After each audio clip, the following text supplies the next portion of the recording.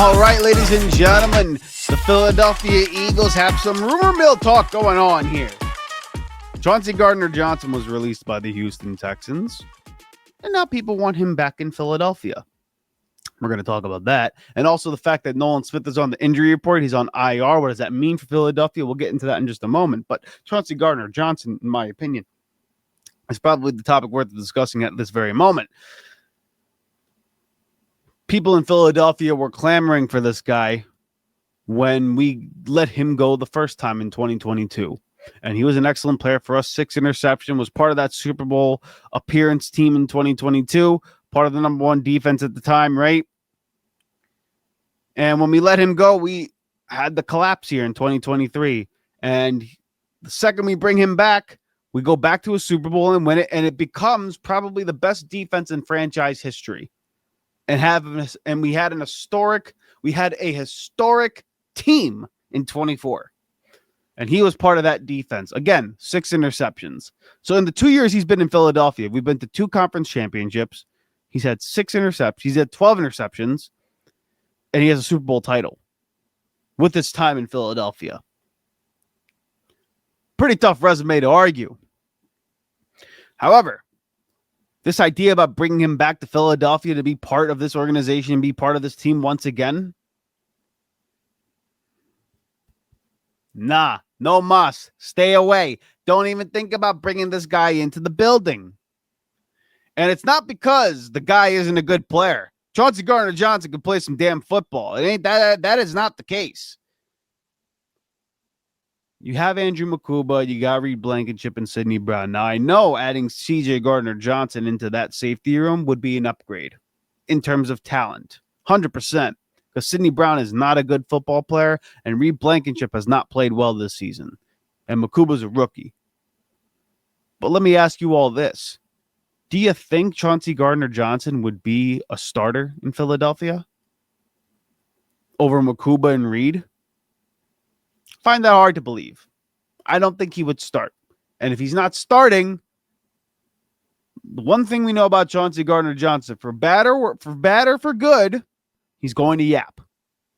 That's his special trait. That's what brings him his swagger. That's what brings every team he's been on relatively a good amount of success outside of the Houston Texans and the Saints, obviously. Which brings me to my next point. How can you be a player that is worthy of being brought into an organization when you've been jumping around from team to team to team to team to team, and every one of those teams believe that they're better off without you? The Saints, they traded him to the Philadelphia Eagles for a bag of chips, a few late round draft picks. Again, has an excellent year. We decide to let him go. Goes to Detroit. Unfortunately, tears his ACL. He comes back at the end of the year, actually has an interception in a game to get their asses kicked by the Commanders. Comes back to Philadelphia after Detroit lets him go. Wins a Super Bowl in Philadelphia.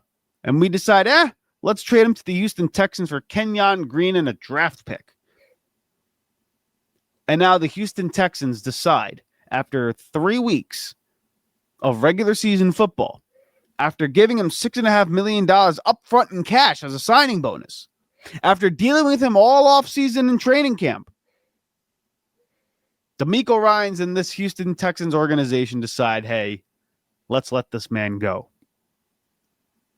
Not to quote a meme, but I'm going to do it anyway. You don't find that suspicious? You don't find that suspicious at all? That after 3 weeks of regular season football and the Texans are 0-3, that they decided, hey, we need to make changes here. And the one change that we're going to make is to let that guy walk out the building.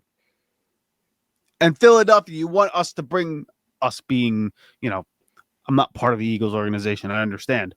But you want Philadelphia to bring this guy into the building. I say hard pass. I say no. Stay away from Chauncey Gardner Johnson. And we're going to talk about a few of the reasons why after I introduce the show. This is the Riding the Bench Eagles podcast. I'm your host, Asif Badi, and like you, I am a Birds fan who talks about the Birds, only the Birds and nothing but the Philadelphia Eagles. So please do us a favor here. Help us grow this channel organically by shooting this video a thumbs up, commenting your thoughts in the comments section below, and subscribe to the channel. Also, check us out on audio platforms such as Apple Podcasts and Spotify, and leave a 5-star review because in the end, it doesn't cost you a damn thing to go ahead and subscribe. Help a brother out here in hard times. We appreciate your support on the opposite side of the camera and on the opposite side of the airwaves. Now, as I mentioned before, the Houston Texans believe this guy's better off being out of the building for us to have success. And don't think of me as just being some schmuck that believes that. Let's look at the quote that D'Amico Ryan said. ESPN has an article about the release of Chauncey Gardner Johnson after 3 games. And here's a quote from D'Amico Ryan's scheme. Here's a quote from the coach D'Amico Ryans about his scheme. Communication between his secondary players admittingly hasn't been great. When you see a big play that happens on our defense, somewhere along the lines, there's a bust in communication. It all starts with communication, and it hasn't been as crisp as it needs to be. We see that. We have to make some adjustments there to make sure we get it corrected. And the correction that they feel needed to be made was Chauncey Gardner Johnson being released after just 3 games. I don't know about you guys. When you get rid of a player that's as talented as Chauncey Gardner Johnson and you claim it's for football reasons, it just means it's not for just football reasons. Now, listen, we know he's a playmaker. He's had 12 interceptions in the 2 years he's been in Philadelphia. He's a ball hawk. He's always around the ball, making big splash plays, big hits. Hell, he had a big play against the Commanders in our regular season matchup with them. The one thing about Vic Fangio's scheme, though, is that you have to be within the system. You got to play within the scheme. Chauncey Gardner Johnson's superpower is his playmaking ability. Now, when you're a playmaker, a lot of the times you're taking chances relatively within your zone, but usually you're breaking a part of your scheme to make a play. And that's due to savvy, gamesmanship. A lot of it is awareness on defense, right? Like Ed Reed was classic in this. The best safety I've ever seen in my life. Maybe the best in NFL history. But what he always did was he would always pretend he's playing out of scheme and would be right in position within his scheme to make a play. Chauncey Gardner Johnson is a player that starts within his scheme, breaks out of his scheme in order to make a play. And it's all well and good when you're getting 6 interceptions. The results speak for themselves. But when you're Vic Fangio and the rest of this defense, it's really tough sometimes to play with somebody who's never in the spot you expect them to be in.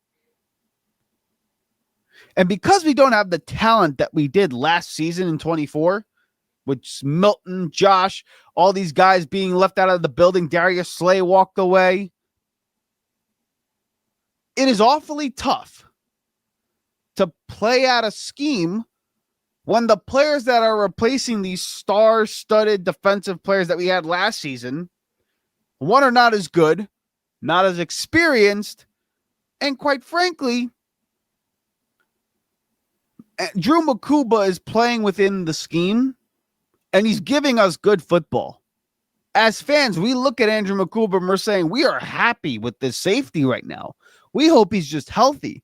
Outside of that, looks damn good for a rookie. And Reed Blankenship, I know, has taken a step back.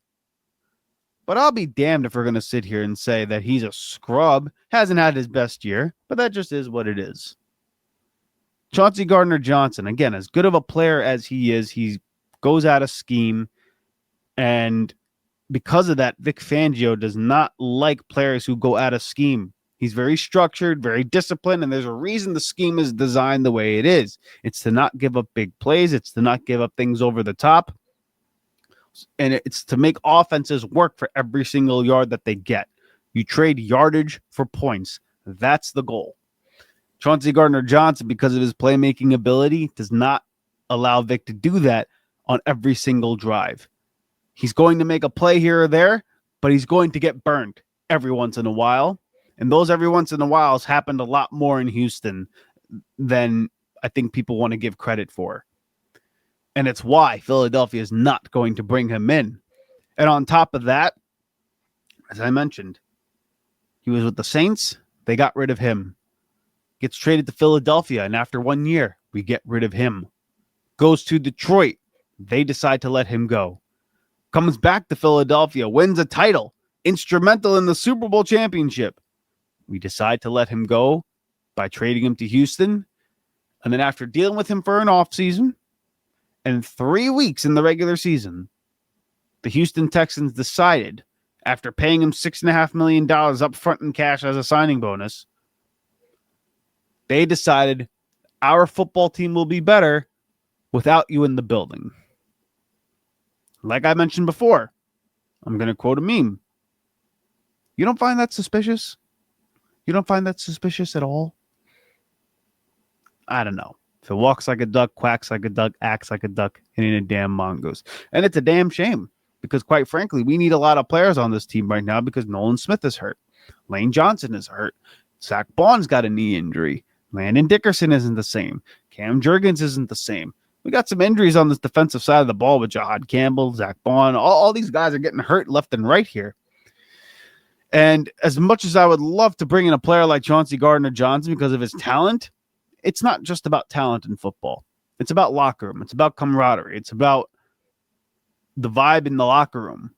Sometimes you'll keep a lesser player because he just fits your locker room better, as opposed to an ultra talented player who's problematic in your locker room. And again, your talent is only going to carry you so much until the headaches outweigh that talent. It's classic NFL behavior. And Chauncey Gardner Johnson, as good of a player as he is, might be a little bit more of a headache than he is worth the talented assets that he brings to a football field. So if you're Philadelphia, I don't believe you're going to bring him in. And if you're a Philadelphia Eagle fan, you heard it here. Stay away from Chauncey Gardner Johnson. Don't expect him to be a Philadelphia Eagle anytime soon. Hey, thank you so much for watching the Riding the Bench Eagles podcast. If you want to continue to support the channel, please hit the like and subscribe button down below. Also, check us out on Instagram and TikTok at Riding the Bench Eagles Pod. We're also on Apple Podcasts, Spotify, iHeartRadio, you name it, we're on there. Thank you so much for listening, and please join us next time here at the Riding the Bench Eagles podcast.